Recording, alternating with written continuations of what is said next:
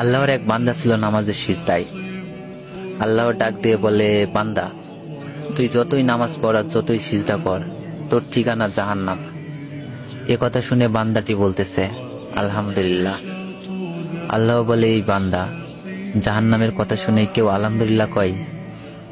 বান্দা বলে, আল্লাহ, জাহান্নামের মালিকও তুমি, জান্নাতের মালিকও তুমি। তুমি আল্লাহ যদি খুশি হয়ে আমাকে জাহান্নামও দাও, আমার আপত্তি করার কোনো অধিকার নেই। আল্লাহ বলতেছে, বান্দা, জাহান্নামে গেলে তুই পুড়ে যাবি, তোর কষ্ট হবে। বান্দা বলতেছে, আল্লাহ, কষ্ট শুধু আমার হবে না, তোমারও হবে। আল্লাহ বলে, বান্দা, তুই পুড়বি জাহান্নামে, আমার কষ্ট কেন হবে?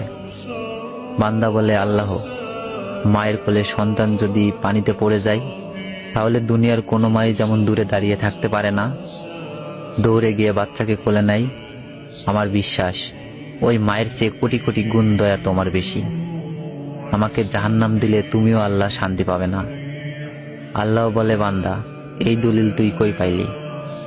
বান্দা বলে, আল্লাহ, আমাদের জাতির পিতা ইব্রাহিম আলাইহিস সালাম তোমার প্রেম বুকে নিয়ে যখন নমরুদের চুলায় পড়ে গেল, তার আগেই তুমি বলে দিলে। আমার দিকে তাকিয়ে দেখো, আমার কলেজা ভরে শুধু তুমি আছো, আর অন্য কারো জায়গা নাই।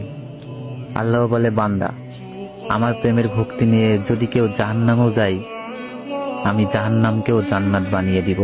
সুবহানাল্লাহ।